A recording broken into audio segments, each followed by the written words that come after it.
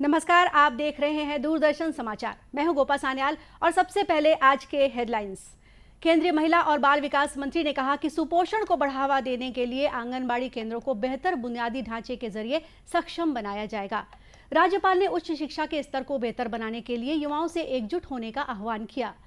देश में राष्ट्रव्यापी टीकाकरण अभियान के तहत 67 करोड़ 72 लाख से अधिक कोविड टीके लगाए जा चुके हैं और शिक्षक दिवस के मौके पर राष्ट्रपति के हाथों राष्ट्रीय शिक्षक पुरस्कार से सम्मानित होंगे बस्तर के शिक्षक प्रमोद कुमार शुक्ला। और अब समाचार विस्तार से। केंद्रीय महिला और बाल विकास मंत्री स्मृति ईरानी ने कहा है कि पोषण महीना एक उत्सव के रूप में देश भर में मनाया जा रहा है। इस दौरान महिला और बच्चों की पोषण संबंधी जरूरतें पूरी करने के लिए सभी प्रयास किए जाएंगे। केंद्रीय मंत्री ने देश भर के आंगनबाड़ी कार्यकर्ताओं को वर्चुअल माध्यम से संबोधित करते हुए ये बात कही। श्रीमती ईरानी ने कहा कि आंगनबाड़ी केंद्रों को बेहतर बुनियादी ढांचे के जरिए सक्षम बनाया जाएगा। उन्होंने कहा कि पोषण माह में भारत सरकार की 18 मंत्रालयों के समन्वय से प्रदेश की सरकारें भी विभिन्न प्रकार के कार्यक्रम कर रही हैं।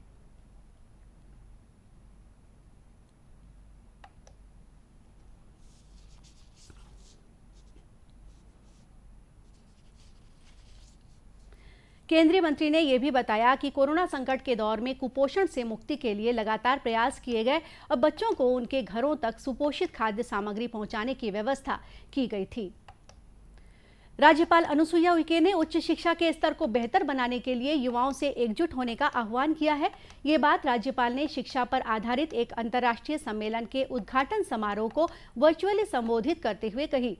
राज्यपाल ने कहा कि भारत सरकार की नई शिक्षा नीति 2020 में सभी वर्गों को समावेशी शिक्षा देने, जेंडर इंक्लूजन फंड बनाने पर भी विशेष जोर दिया गया है। शिक्षा नीति में राष्ट्रीय शोध फाउंडेशन बनाने की बात कही गई है, जिससे विज्ञान और तकनीकी के क्षेत्र में शोध को बढ़ावा मिलेगा। उन्होंने कहा कि उनके द्वारा निजी विश्वविद्यालय को निर्देश दिया गया है कि राष्ट्रीय शिक्षा नीति के तहत पाठ्यक्रम बनाए और उसे जल्द लागू करें। राज्यपाल ने कहा कि भारत सरकार द्वारा राष्ट्रीय डिजिटल लाइब्रेरी स्वयं NIRF और राष्ट्रीय उच्चतर शिक्षा अभियान प्रारंभ किए गए हैं, जिससे उच्च शिक्षा की गुणवत्ता और बेहतर हो सके। उन्होंने कहा कि भारत सरकार ने हाल ही में डिजिटल डिवाइड से निपटने और ऑनलाइन शिक्षा पर ध्यान केंद्रित करने और आगे बढ़ने के लिए शिक्षण के कई मॉडल शुरू किए हैं। इनके जरिए विद्यार्थियों को आर्टिफिशियल इंटेलिजेंस जैसे विशेष पाठ्यक्रम पढ़ाए जाएंगे। वहीं शिक्षकों के कौशल को बढ़ाने के लिए दीक्षा पोर्टल आदि प्रारंभ किए गए हैं। इसके अलावा अन्य शिक्षण प्लेटफॉर्मों का भी उपयोग किया जा रहा है। राज्यपाल ने इस अवसर पर प्रकाशित की जाने वाली स्मारिका का वर्चुअल विमोचन किया। विश्वविद्यालय द्वारा राज्यपाल को स्मृति चिन्ह प्रदान किया गया। देश में राष्ट्रव्यापी टीकाकरण के तहत 67 करोड़ 72 लाख से अधिक कोविड टीके लगाए जा चुके हैं। केंद्रीय स्वास्थ्य और परिवार कल्याण मंत्रालय ने बताया है कि कल 58,85,000 से अधिक लोगों को टीका लगाया गया। मंत्रालय ने बताया है कि कल 36,000 से अधिक मरीज स्वस्थ हुए। स्वस्थ होने की दर 97.43% है। अब तक 3 करोड़ 21 लाख से अधिक रोगी स्वस्थ हुए हैं। कल 42,000 से अधिक कोविड के नए मरीजों की पुष्टि हुई। वर्तमान में 4 लाख से अधिक संक्रमित रोगियों का इलाज चल रहा है। अब तक 53 करोड़ 82 लाख से अधिक कोविड नमूनों की जांच की जा चुकी है। कल 17 लाख से अधिक नमूनों की जांच की गई।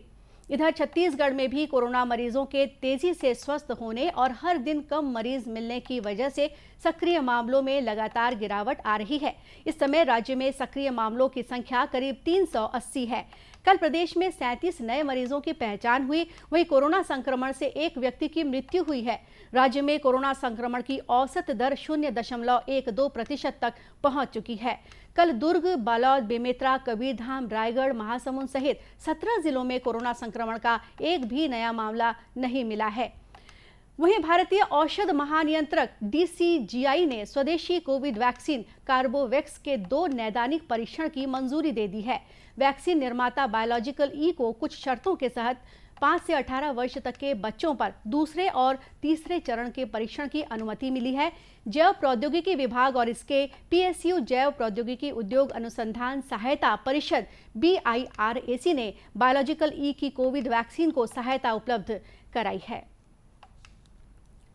मुख्यमंत्री भूपेश बघेल ने कोरोना संक्रमण से दिवंगत हुए मीडिया कर्मियों के परिजनों को कल रायपुर में आयोजित एक कार्यक्रम में घोषणा की कि पत्रकार कल्याण कोष से सहायता राशि के चेक वितरित किए।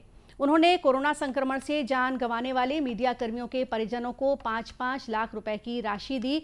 मुख्यमंत्री ने कहा कि छत्तीसगढ़ के पत्रकार आर्थिक चिंताओं से मुक्त होकर निष्पक्ष पत्रकारिता के अपने दायित्वों को अच्छी तरह पूरा कर सकें, इसलिए पत्रकार कल्याण कोष की स्थापना की गई है।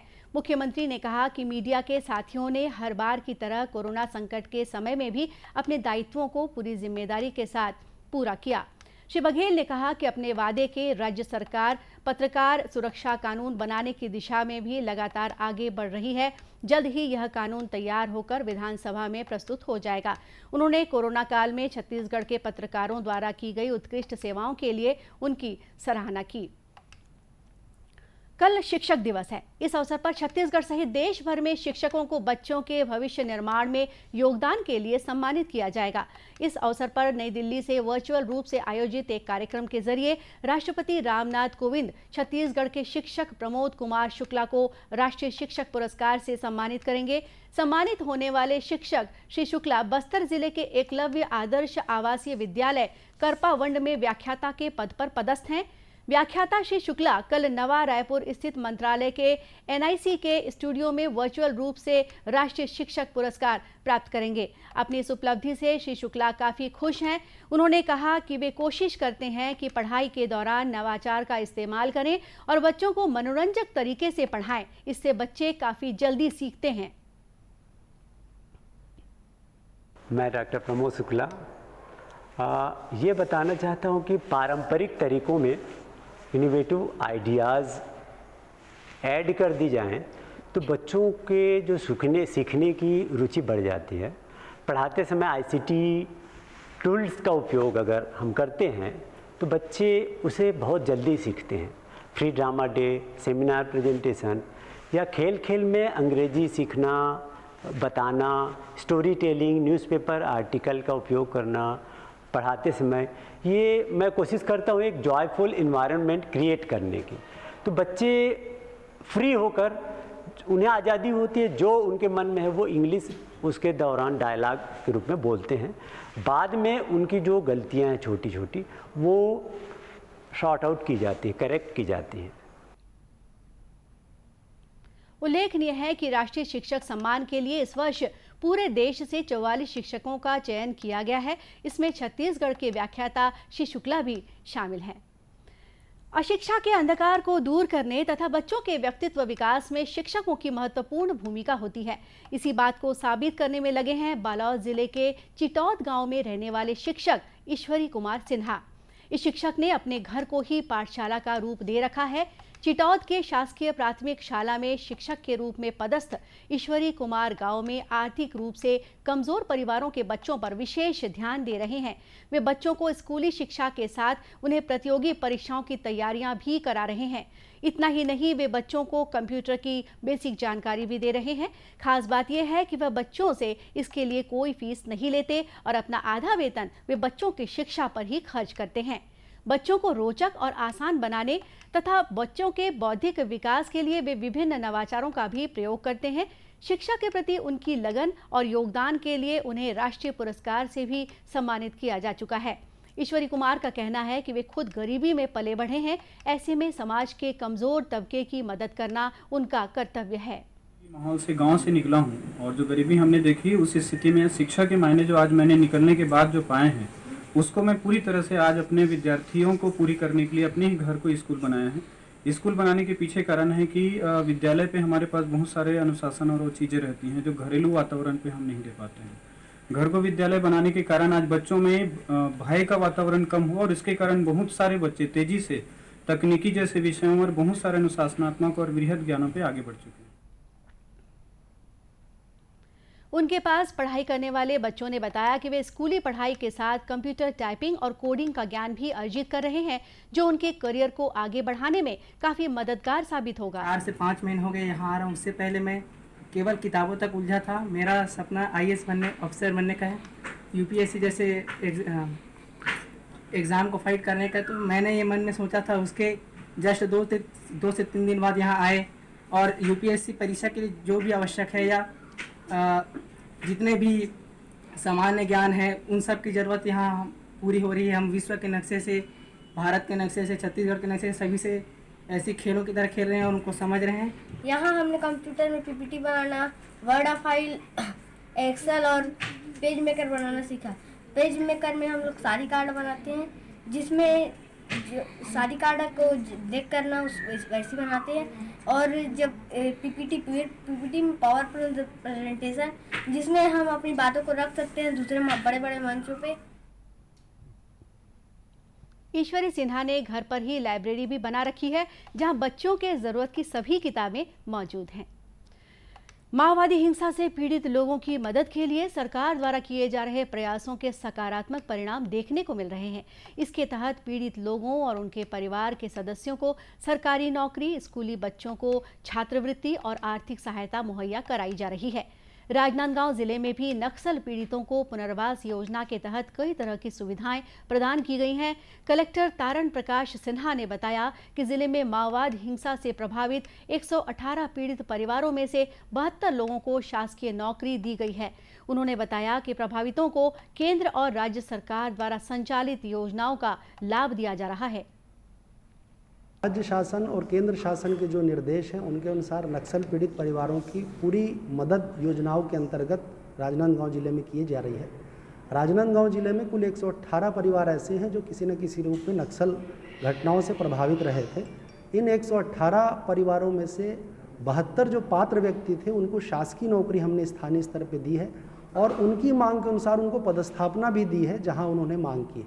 इसके साथ साथ 100 लोग ऐसे हैं जिनको हमने केंद्रीय आर्थिक सहायता, 50 लोगों को राज्य की आर्थिक सहायता, मुख्यमंत्री खाद्यान्न सुरक्षा योजना के अंतर्गत सभी परिवारों को 118 परिवारों को इसका राशन कार्ड जारी किया गया है। बच्चे जो स्कॉलरशिप के योग्य हैं ऐसे 36 बच्चों को हम स्कॉलरशिप भी दे रहे हैं। बस किराए छूट के लिए भी 56 लोगों को बस किराए छूट का भी दिया गया है। इसके साथ साथ हमने एक अभिनव प्रयास भी किया है कि यदि परिवार में कोई 12वीं पढ़ा है और कंप्यूटर की बेसिक जानकारी एजुकेशन रखता है तो उसको हम प्राइवेट सेक्टर में 100% जॉब देने की गारंटी दिए हैं कि यदि कोई भी व्यक्ति ऐसा है तो हम उसको तुरंत एक छोटा सा एग्ज़ाम लेके नौकरी दे देते हैं। राजनांदगांव के अलावा बस्तर और सरगुजा संभाग में भी माओवादी हिंसा से प्रभावित परिवारों की मदद की जा रही है। पंचायत और ग्रामीण विकास मंत्री टीएस सिंहदेव ने कहा है कि महात्मा गांधी राष्ट्रीय ग्रामीण रोजगार गारंटी योजना के तहत राज्य सरकार की प्राथमिकता वाले कार्य नरवा, गौठान, चारागाह, धान संग्रहण चबूतरा, पंचायत भवन, आंगनबाड़ी भवन, चेक डैम निर्माण आदि कार्यों की स्वीकृति दी जाए, जिससे पंजीकृत मजदूरों के लिए ज्यादा से ज्यादा मानव दिवस कार्य सृजित किया जा सके। उन्होंने कहा है कि प्रदेश में निर्मित गौठानों में स्व सहायता समूह की महिलाओं को बड़ी संख्या में मल्टी एक्टिविटी व्यवसायों से जोड़कर आर्थिक और सामाजिक रूप से सशक्त करने की दिशा में काम करने की जरूरत है। श्री सिंहदेव ने मनरेगा से अनुसूचित जाति, जनजाति और कमजोर वर्गों के लिए भी कार्य दिवस में वृद्धि करने के निर्देश दिए। उन्होंने अपूर्ण कार्यों को निर्धारित समय सीमा में गुणवत्ता के साथ पूर्ण करने के लिए भी अधिकारियों को निर्देशित किया। श्री सिंहदेव ने कल मंत्रालय से वीडियो कॉन्फ्रेंसिंग के जरिए विभागीय कामकाज की समीक्षा की। उन्होंने नरवा, गुरुआ, घुरुआ और बाड़ी के तहत नरवा विकास कार्यक्रम की भी समीक्षा की। श्री सिंहदेव ने जल संरक्षण और संवर्धन के साथ साथ किसानों के लिए सिंचाई के साधन उपलब्ध कराने के निर्देश भी दिए। उन्होंने कहा कि स्वीकृत गौठानों का निर्माण जल्द शुरू किया जाए। निर्मित गौठानों में पशुओं के बेहतर रखरखाव के लिए बिजली, पानी, हरा चारा सहित बेहतर प्रबंधन हो। गौठानों में ग्रामीण महिलाओं के लिए स्थानीय स्तर पर रोजगार उपलब्ध कराने के लिए विभिन्न विभागों के समन्वय से मल्टी एक्टिविटी केंद्र के रूप में विकसित किया जाए। मंत्री श्री सिंहदेव ने राष्ट्रीय ग्रामीण आजीविका मिशन की प्रगति की भी जानकारी ली। उन्होंने कहा कि ग्रामीण महिलाओं को पारंपरिक और अन्य आय मूलक व्यवसायों में प्रशिक्षण देकर आत्मनिर्भर बनाने की दिशा में कार्य किया जाए। उन्होंने आजीविका मिशन में जुड़े हुए महिला समूहों को बैंक लिंकेज कर ज़्यादा से ज़्यादा उनकी गतिविधियों को और बेहतर दिशा प्रदान करने और बाजार उपलब्ध कराने के निर्देश दिए। दर्शकों, दूरदर्शन केंद्र रायपुर से प्रसारित होने वाले प्रादेशिक समाचार को आप YouTube पर भी देख सकते हैं। हमारे YouTube channel Chhattisgarh DD news पर प्रादेशिक समाचार उपलब्ध रहेगा। YouTube चैनल का लिंक और QR कोड आप स्क्रीन पर देख सकते हैं। अपने एंड्रॉइड फ़ोन से QR कोड स्कैन कर आप छत्तीसगढ़ डीडी न्यूज़ लिंक पर जा सकते हैं। इसके अलावा छत्तीसगढ़ डीडी न्यूज़ फेसबुक और ट्विटर पर भी उपलब्ध है। और अब अंत में मुख्य समाचार एक बार फिर। केंद्रीय महिला और बाल विकास मंत्री ने कहा कि सुपोषण को बढ़ावा देने के लिए आंगनबाड़ी केंद्रों को बेहतर बुनियादी ढांचे के जरिए सक्षम बनाया जाएगा। राज्यपाल ने उच्च शिक्षा के स्तर को बेहतर बनाने के लिए युवाओं से एकजुट होने का आह्वान किया।